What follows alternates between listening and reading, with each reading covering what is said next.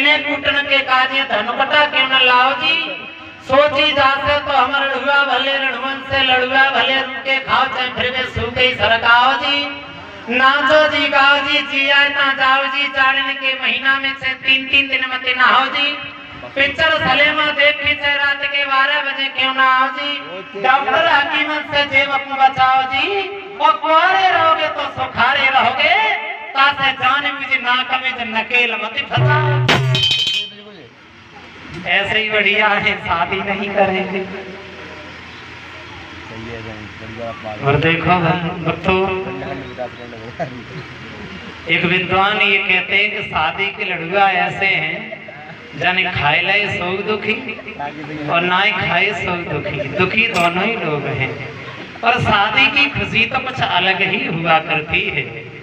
एक कवि कल्पना करते हुए ये कहते हैं जब चढ़ो टीक तब लगो ठीक, जब चढ़ो टीक तब लगो ठीक, जब चढ़ी लगन तो फिर बहुत ही मगन।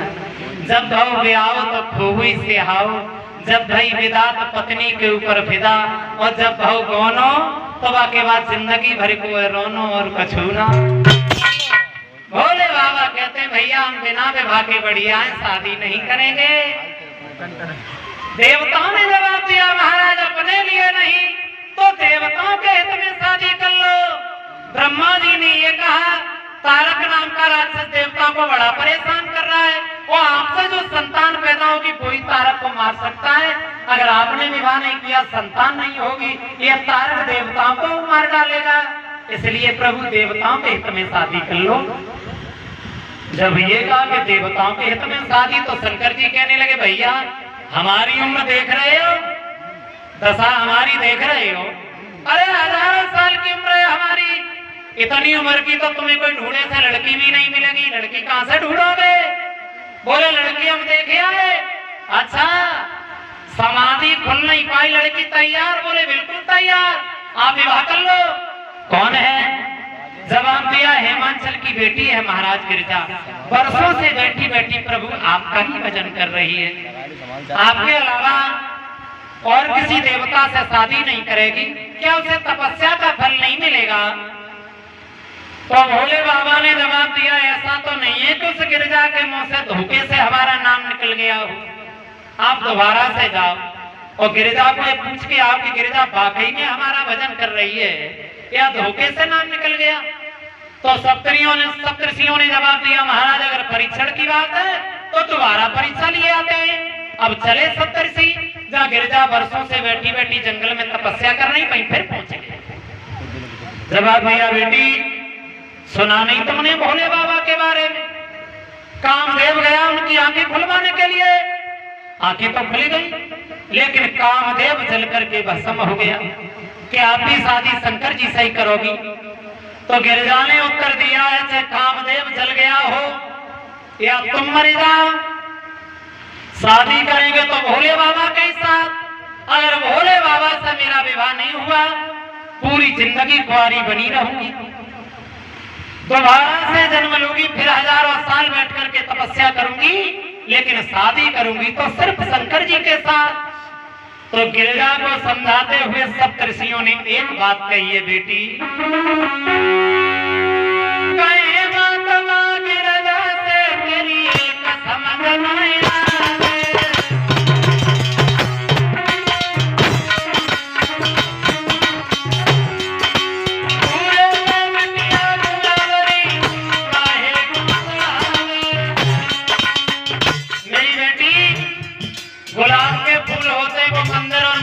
चढ़ाए जाते हैं, पूरे पे नहीं फेंके जाते। कांटे की बारी सी आए सुंदर सा शरीर देख करके हमें बार बार तरसा रहा है।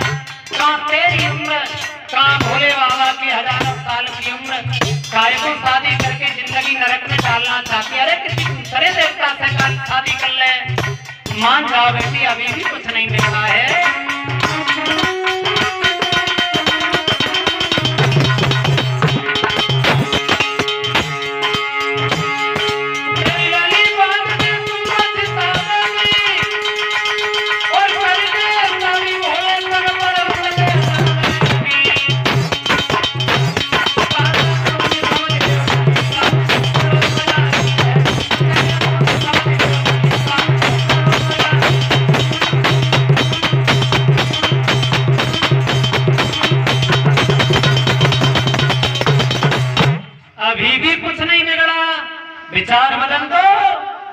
तो गिरिजा ने जवाब दिया, जो तुम्हें कहना था वो तो तुमने कह ही दिया।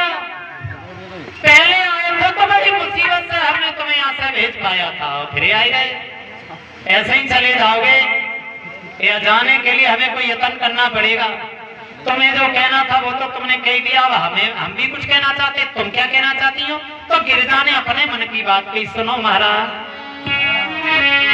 जब मन भोले पे मस्त हो तो फिर इधर उधर क्यों डोले?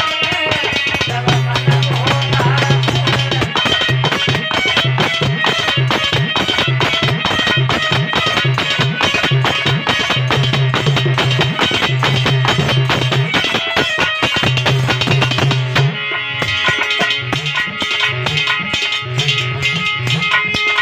मन भोला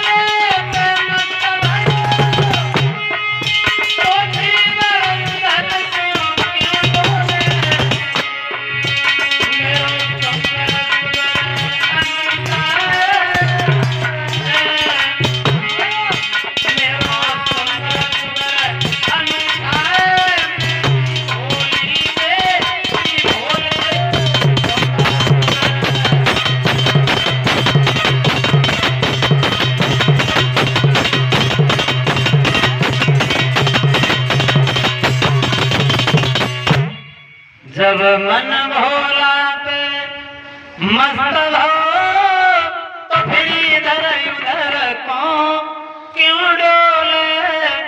मेरा सुंदर सुगर अनूठा है, मैं भी भोली बेबी भोले। शादी करूंगी तो सिर्फ शंकर जी से।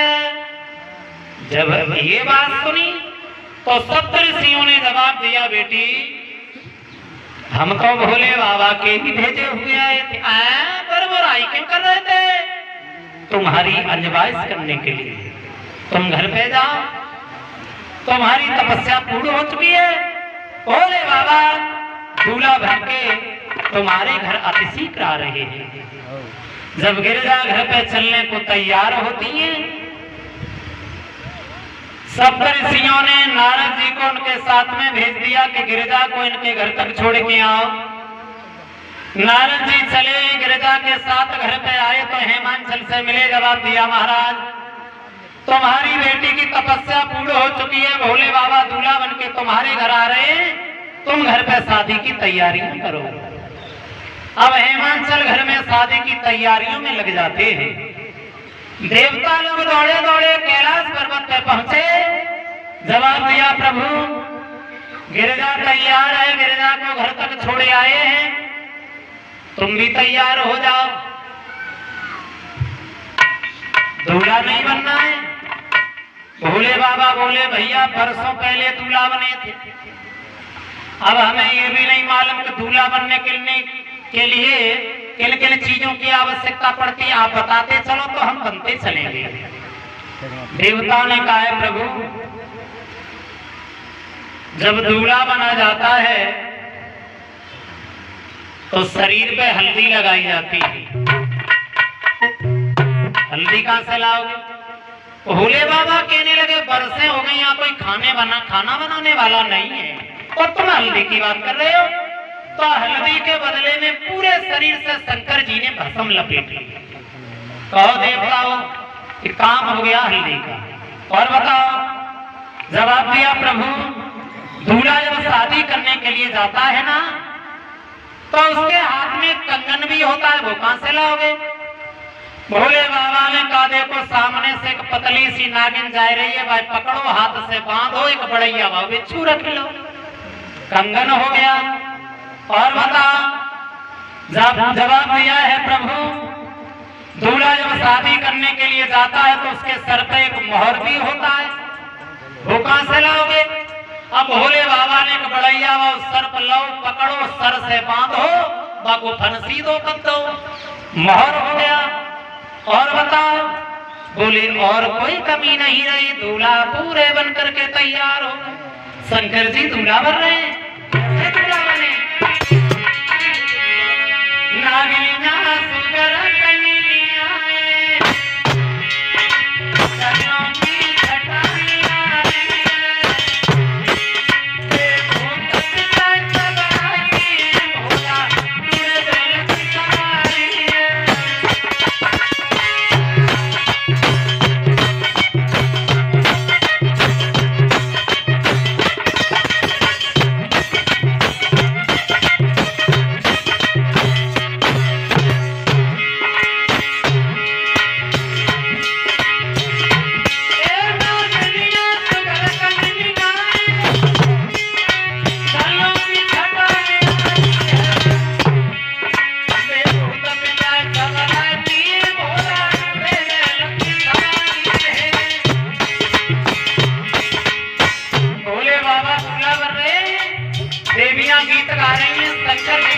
दूल्हा बना रही है कैलाश पर्वत पे।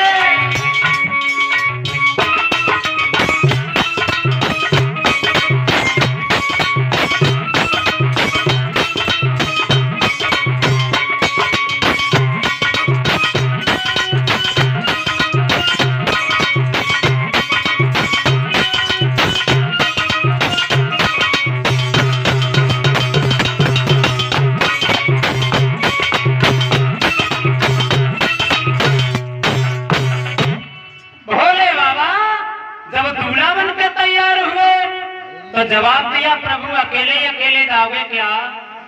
अरे बारात में जाने के लिए तो कोई तैयार ही नहीं हुआ, बारात में कैसे ले जाओगे? तो शंकर जी कहने लगे अगर बारात की बात है तो तुम सच्चाई न करो। अब भोले बाबा ने कैलाश पर्वत पे खड़े होकर के